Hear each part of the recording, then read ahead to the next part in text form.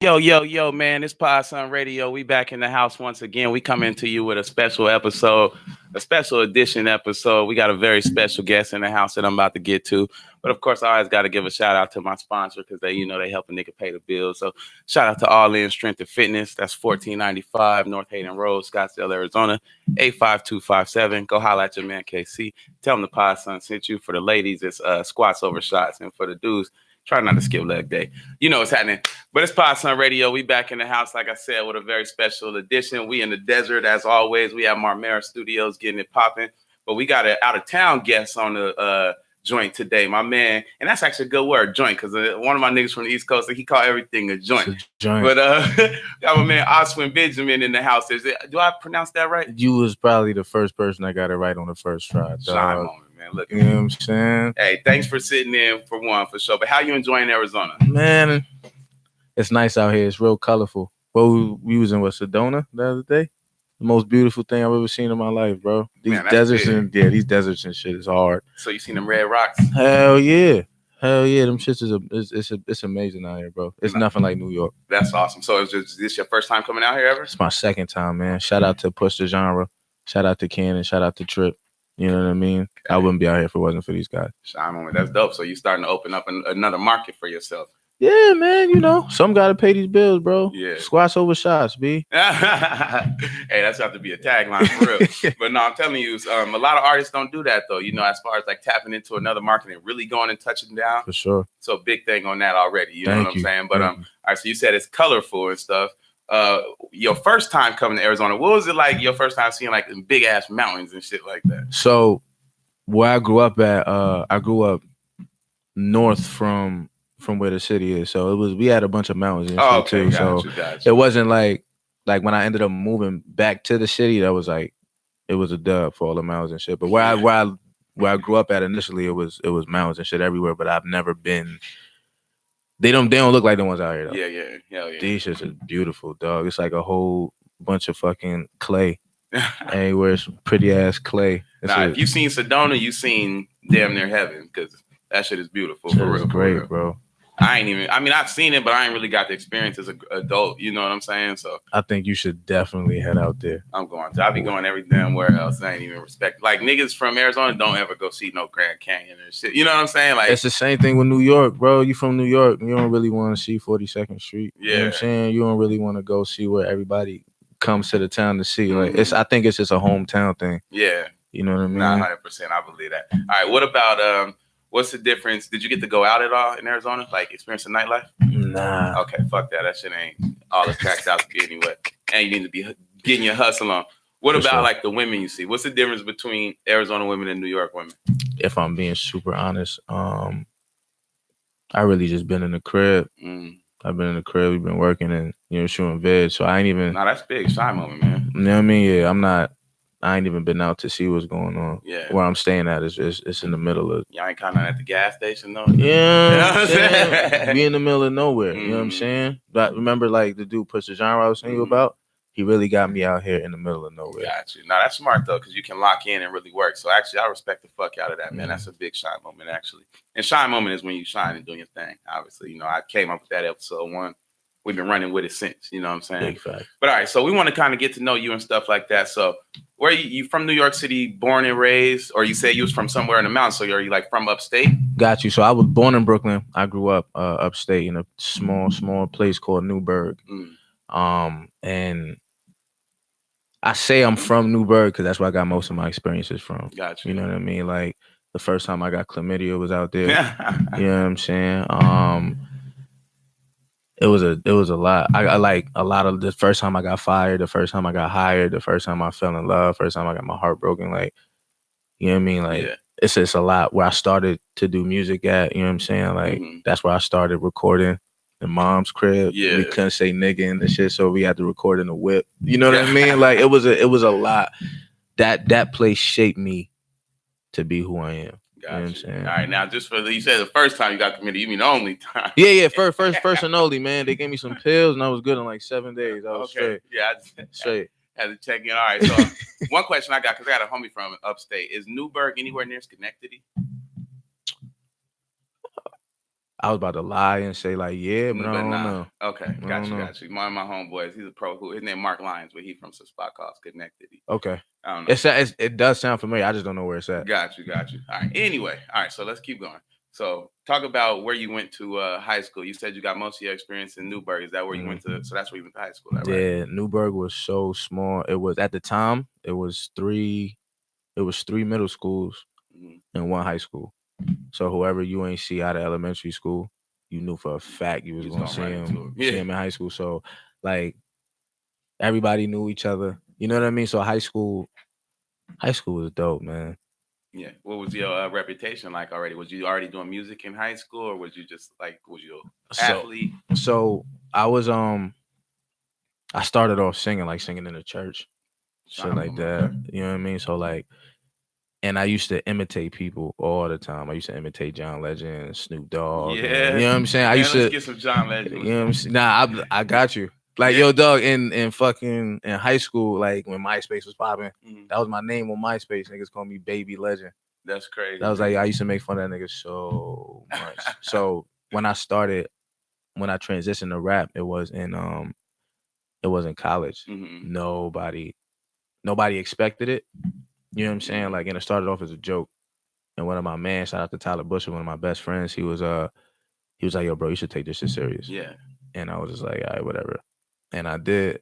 And you know what I mean? Okay. It stuck. All right. Okay. So before we get to the music, so stick to high school a little bit. Did you play any sports? Not for the team, but I play ball. Okay. If anybody want this work while I'm out here, shut it up. You know what I'm saying? So why you ain't play for the team? I wasn't good enough back then. You feel me? Got you. Hey, at least you keep But you want me to lie? Yeah.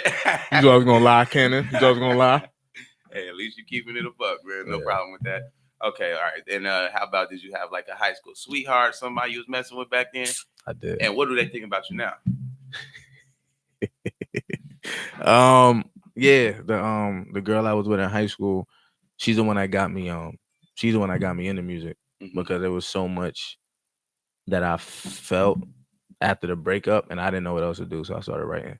Big. I hear that as a lot of artists, and not specifically as a relationship, but something happening, you know, as a result, and they like, I don't know, like working out almost. You're like, I don't know how to channel this energy. So so that's big, man. Shout out to her then. Yeah. Real talk, man. But y'all still cool? Does she like your pictures now and follow you and stuff? I don't think so. Okay. I don't think so. I think watching still. Girls, trust me, they find a way to see what niggas do. Yeah. I think I'm real honest in the music. So it's been like, you know, I talk about what's going on. So I think I've unintentionally I just spoke on, you know what I'm saying, situations that happen, and I've gotten a couple like, you know, messages like, yo, you really have to go there with it. Yeah. Like if it ain't happen, you know what I'm saying, then I went and then talk about. Yeah. All right. And you know, okay, so one last question about high school specifically, because I'm from Arizona, right? Okay. So niggas on the West Coast, they think about New York, that shit all just sound grimy for the most part, like something wild always going down. Just, you know, keeping it a buck. That's our fucking perspective. So what was high school like as far as like, is niggas fighting all over the place? Like, you ever have somebody try niggas carrying knives at school? Because that's what we think. Yeah, nah, it was definitely that. Like we had metal. Nah, it was not. I mean, it was. I mean, I was good. I messed with everybody. So the niggas that was really about the bullshit, those was my niggas, and niggas that wasn't about the bullshit, then was my niggas too. Yeah. But that's a real thing. That's just we had metal detectors and shit. We had to walk through. And this is the small town. Yeah. So that ain't even the city. You know what I mean?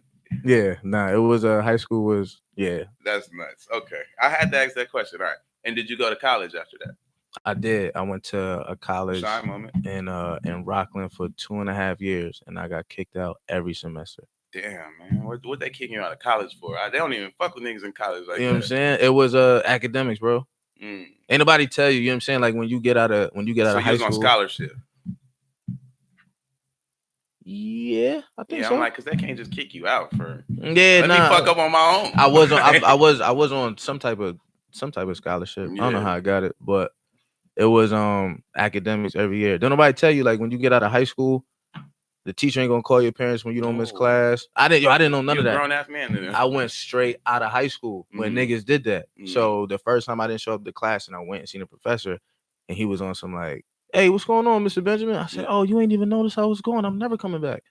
I went the whole semester without going to Yeah, class. and they ain't even worried about you. They eating their lunch, chilling. Like They don't give a fuck. this on you, You nigga. know what I'm saying? 100%. I learned that out. I found that out that What was you majoring in though? music. Oh, dope, dope. So at least you still kind of, obviously doing directly and excelling at exactly what you was wanting to get into anyway. Yeah. So shine moment for that. And shout out to where you went to college at. Nyack College, man. Rockland County. Okay. All right. And before we go to the music, like, did you get out of New York prior to, like, did you travel before you doing any of the music, or was you already moving around and stuff, or was that just all you knew? I was traveling within New York. Got I didn't start getting on planes till like last year, bro. Got I'm a homebody, not by choice, Yeah. but because it was like everything that I need Mm-hmm. is right in New York. Yeah. The city really don't ever sleep, and there's so many different types of people that live in the different type of boroughs. So I never really had Yeah. a reason to leave. Now that I've been traveling, I'm seeing like, oh, this really shit out here for real. Nah, for real. for real, for real. And you got to get out in touch, especially for artists. I guess I don't tell them that, but I know this in my head, and maybe I should start spreading more of this to people that are younger to me, or maybe who just need the advice in general. But Yeah. if you don't get out and touch the places, dog, then it's never gonna fucking even happen for you anyway. Like, That's a fact. you really just playing a game that's gonna keep going in a circle. Yeah, niggas, You know what I'm saying? Niggas want to be the man of their town, the man of their city. What the that's fuck it. do that mean? In New York, that means something, but Yeah. anywhere else, that don't really fucking mean much at all. Like, It's the truth. Everybody want to be the man in their city. man, the shit is crazy. And where do you stay at in New York now? What borough? Right now, I'm in Yonkers. Oh yeah, you said we talked. Oh, that was off the podcast. All right, so Yeah. what's Yonkers like? Yonkers is DMX is like little rough riding niggas running around for real. Yeah, I mean, where I'm at, D Block is like right down the block. You know what I'm Mhm. saying? The dudes in there is super cool, but Yonkers is dope, man. It's a it's just it's a nice extension from the city. Yeah. You know what I'm saying? All right, so when I come out there, I'm going to Yonkers because I'm gonna come fuck with you for sure, for sure. Plug me and show me where. I mean, it depends on what you're trying to see.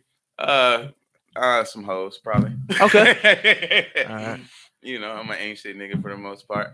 But all right, so what happens with your music? Where do you start dropping projects? Actually, before we say that, what's the first song you ever put down, and do you remember it?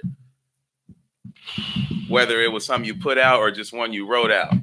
The first song that I put out, even if you just wrote the motherfucker, like I don't care if you was in high school, whatever, just the first song you wrote. The first song I wrote. Yes. Got you. First song I wrote, front to back. And if I remember correctly, bro, it might have been in college, and the shit was like 14 minutes long. What made you write a 14-minute song? I wanted to tell a story, and I wanted to be so detailed with the story that I ain't miss nothing. Okay. So I was extra detailed. It was like 8 hooks in the shit, like 8 verses. And my man Jonathan Barrios, shout out to Jonathan Barrios, really recorded the entire thing. So this was trapped in the closet, and I don't want to give no shout out to R. Kelly right now, but but this was that long type shit. That's crazy. It's frowned upon. Niggas ain't fucking with Kelly. That's crazy. That's crazy. That's wild. Yo, for real. All right, but do you give us a little summary of that song? Because you said it was a detailed story. What was the story about? I ain't had no real life experiences yet, so I kind of mirrored the way that I would write off of people like Lupe Fiasco, who was able to like make a song like Daydreams with Jill Scott and get a Grammy off of making a song about a walking robot. Yeah. So it's just like a walking project building that, you know what I'm saying, find the government and shit. So a lot of my stories, it was like, all right, cool.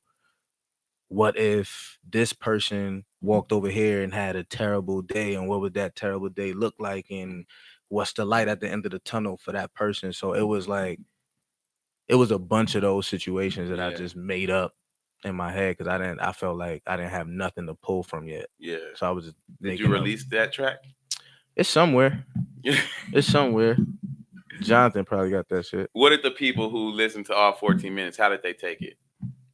I don't know if anybody did. It was more like a class project for him. Okay, got you. I hope ain't nobody sit through that shit. You never know though, man. Different ears fucking around shit. Ain't nobody gonna like that. Nah, that was a dub. I'm dead. All right, okay. And then what's the first project you actually put out and put put your energy behind, put your invest in. It's a mixtape called Society 101. I don't even know if that's out on the internet. That's the first mixtape that I did for real. I did it in college. Hard copies and shit. I went to fucking, what was it, Target or Kinko's to print out the artwork. You know what I'm saying? Burn the CDs out. You know what I'm saying? I made $500 off that mixtape. Man, that's a shine moment. What the hell? Niggas ain't making that nowadays. You know what I'm saying? Selling that shit out of a black plastic bag on campus, and they was just like, "Yo, Oz, we respect you for what you doing for real." And it's like, "Yo, bro, let me get one. I give you 30 cash. Let me get one. I give you 10. Yo, I only got 5 right now." It's like, bro.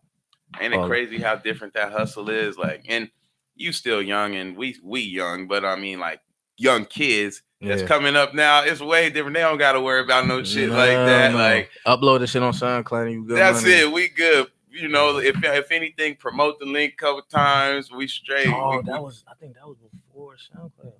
Nigga, you was moving. That's big. And might have been before SoundCloud. Do you feel like that kind of increased your hustle? Maybe like, cause $500. What was you selling? $5 a pop. I was like, yo, donations. So that means niggas wasn't even getting you $5 because niggas is cheap. So you sold more than 100 units for sure. For sure. On your first mixtape. For sure. Sold more than 100 units. Shine moment. Okay. That's hard. And then what was like the reception to the people who purchased the mixtape? The ones that got it, they was I think because of the way I moved on college, it was always love. So I don't know if they showed love off of the fact that it was me and I was a nice guy. Yeah. Or if they genuinely fucked with it. You know what I mean? But the reception was dope. Like people, I would like walk past people's dorm rooms and they would be playing this shit. Yeah. So I was like, oh, this shit is kind of hard. Hell yeah. I could really we could really do this. Yeah. Fuck yeah. Nah, that's big, boy. Yeah, I feel like did you get a lot of pussy in college while your shit was banging through the dorm room? Nah, bro. No? Bro, what? I wasn't getting no ass. They must not have known it was you. You didn't let it be known, like, yo, y'all hear that music y'all listening to? Yeah, they knew. They knew it was me. What? Yeah, bro. Before the dreads, I was a different guy. So I guess it wasn't that cool back then to be a rapper, or maybe everybody was rapping. Nah, I was just an ugly nigga. Nah, please, in Arizona, I don't give a damn what you look like. You got it moving. Bing. Nah, man. Okay, all right. So that mixtape pops throughout the colleges for the most part. Do y'all have college radio? We did have college radio. Did you fuck with them at all? Nah. That would have been a move. That'd have been crazy. That'd have been a move. This was years ago. This was 2000. This is 2008.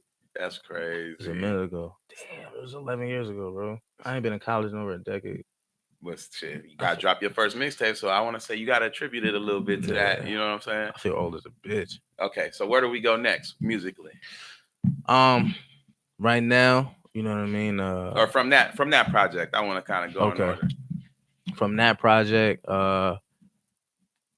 it was just a lot of recording. I ain't really dropped none out of that. Got you. Matter of fact, I'm lying. I dropped another mixtape after that. Okay. It's named it the same thing. I don't know why. The same exact thing? Named the same Society 101. All different music. All different music.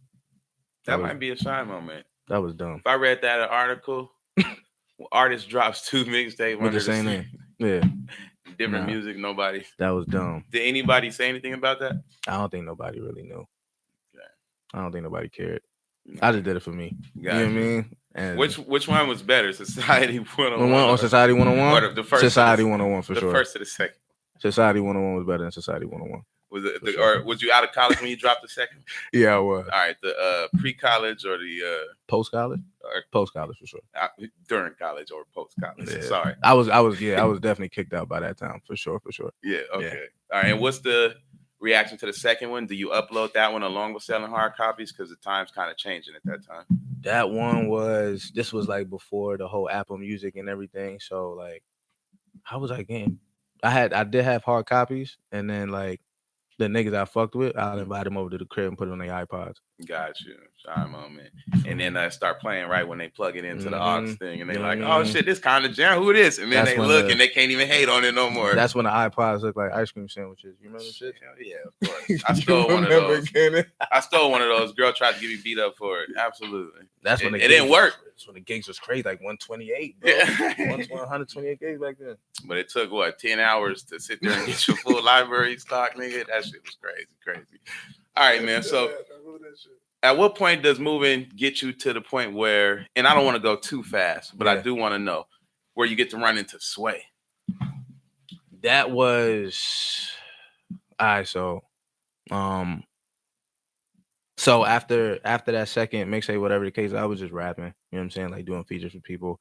And doing show. I was doing a lot of shows. I was doing a show like every week. That's the formula. So I did a couple shows, and I ended up.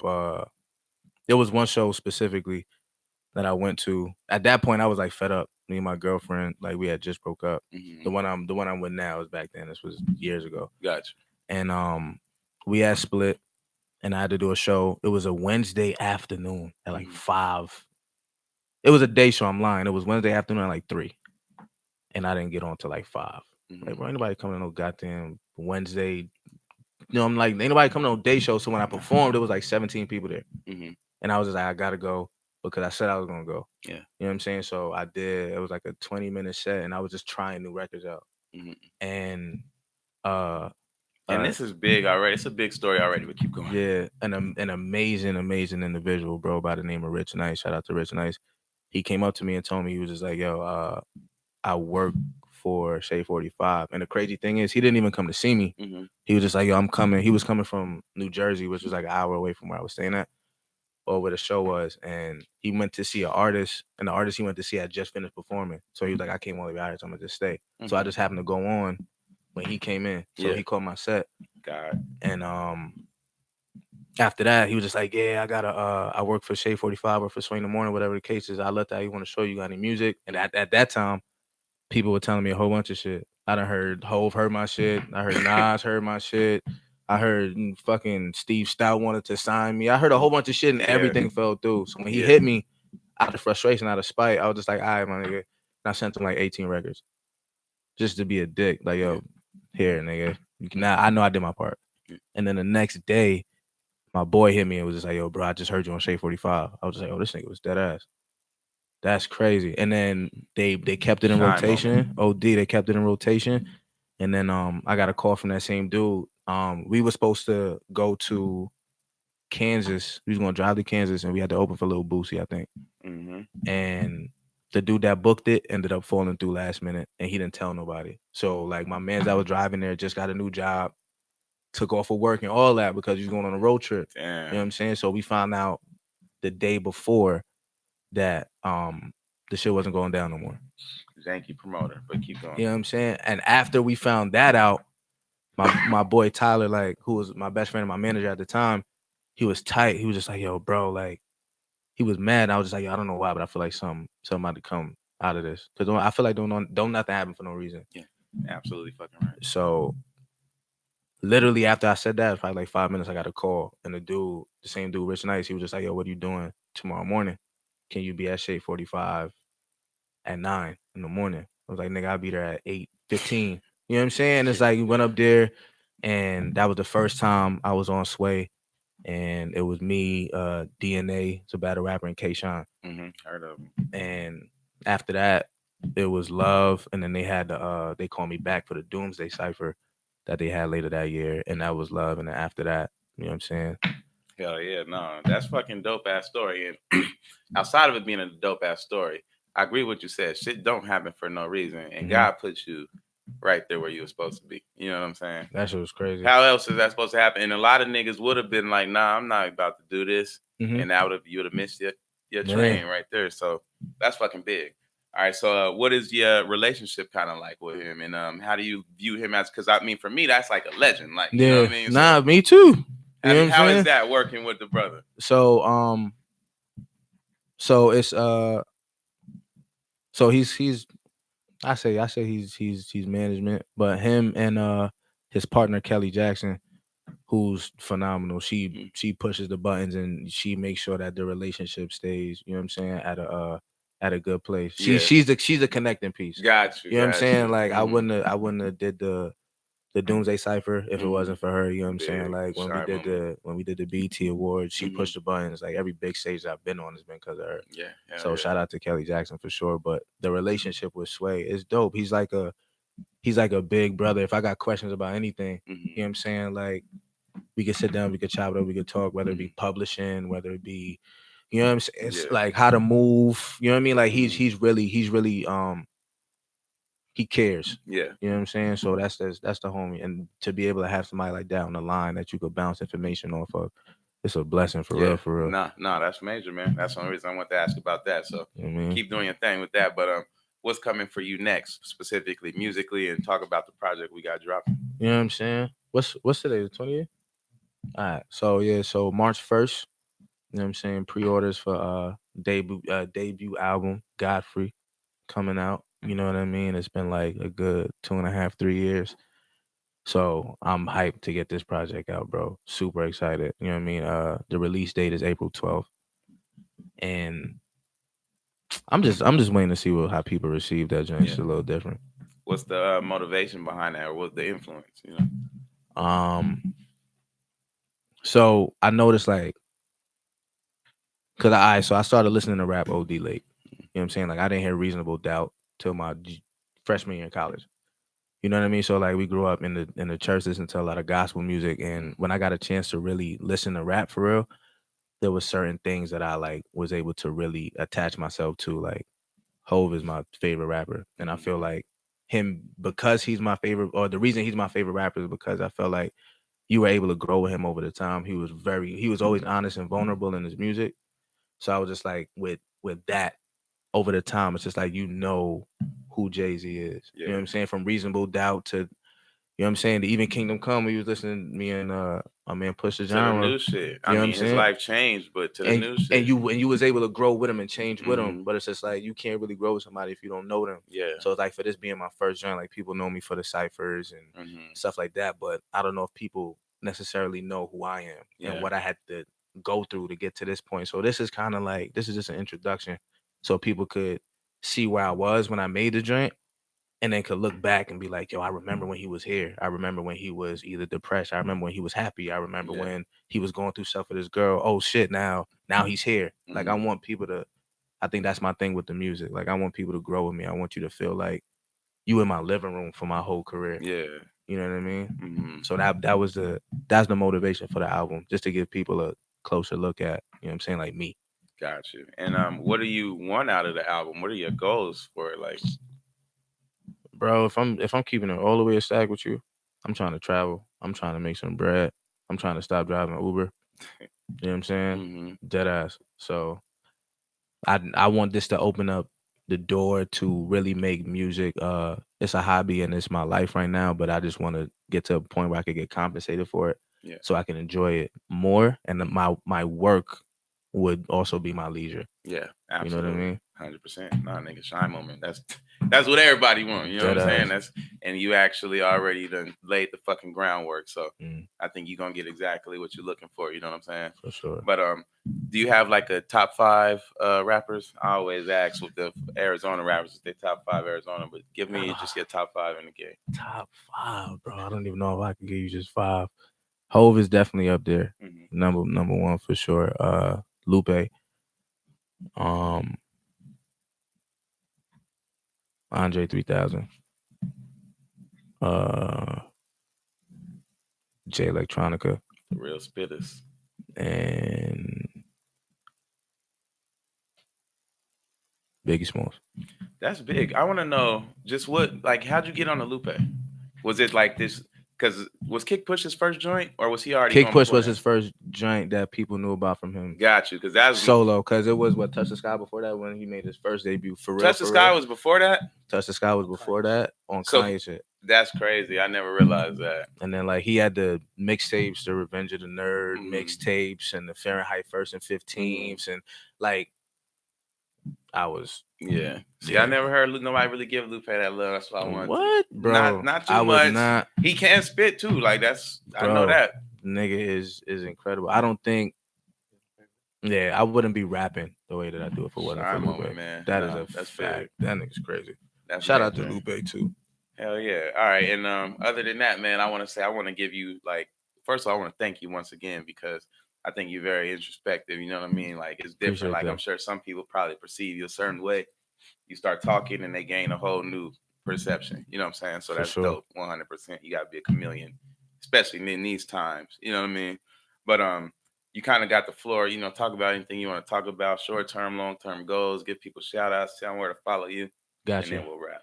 Uh, short-term goals. I'm out here in Arizona with some of the most talented people I've ever worked with. Shout out to Trip, shout out to Pusha Genre, shout out to Cannon. Shooting these visuals, these movies for this Godfrey album. Short-term goal is to just get that done and get that out there to the people. Long-term goals, like I said, man, I'm not trying to do this Uber shit no more. Mm. You know what I'm saying? And I just want to create a lifestyle that I could, be I could be ignorant enough to get the shit that I never could get as a kid, and then still be responsible enough to make sure my bills is paid. Yeah. You know what I mean? If Yeah. I'm keeping it a stack, and That makes sense. and then still make sure that the people around me is taken care of, because I got a good support system, bro. Yeah. It's a crazy support system. So I just want to make sure that they're good, and I want to facilitate them and what they got to do in any way. And Yeah. everything else is outside the philanthropy work and all of that stuff. I get to that when I get the bread. But right now, it's just like I want to be a philanthropist within my circumference. I want to help the people that I What can you help. can do. You know what I mean? I want to Yeah. help out with what I can help out with, Mhm. and I know, you know what I'm saying, like I can't do that shit Yeah. with the income that I got right now. Yeah. So I need to make bread off of this shit Yeah. for sure. Now it's coming, man. You're already in the right direction. You got the right connections. So like they say, hustle plus muscle, that shit do equal success. It really ain't a joke. Facts. You got both of them. So my nigga, keep doing your thing. I'm gonna keep fucking with you. Like I said, I'll come out to New York and fuck with you. That's love, dog. Shout out to George for the interview. I want to see you keep grinding, keep doing your thing. I want to see this project take off, and I want you to keep coming back to Arizona. You know what I'm saying? Hell yeah. Let this be one of the markets for you, for real, for real. I'm out here, man. You know what I'm saying? I could do these shout outs real quick. I don't want Yeah. nobody Oh, feeling go left ahead, man. out. Take your time. Take You know your what I'm time. saying? Shout out to Rod the producer who did 90% of the Godfrey album. Crazy experience, bro. Couldn't have got that shit done if you wasn't here. Shout out to Steph. I love you. Shout out to Kelly. Shout out to Sway. Shout out to the whole next gen. You know what I mean? Cannon, Pusha Genre, and Trip specifically. You know what I mean? Shout out to you for having me out here. Hey, man, thank you. Shout out to everybody that supported me when I didn't know what the fuck was going on. Everybody that's been patient with this album, I appreciate y'all. Shout out to God, you know what I'm saying? Because that's my nigga. And that's it. Hey, man. It's been Possum Radio once again. Like I said, this is another beautiful episode. I was doing my round the country thing, so can't wait to come back to New York. But we got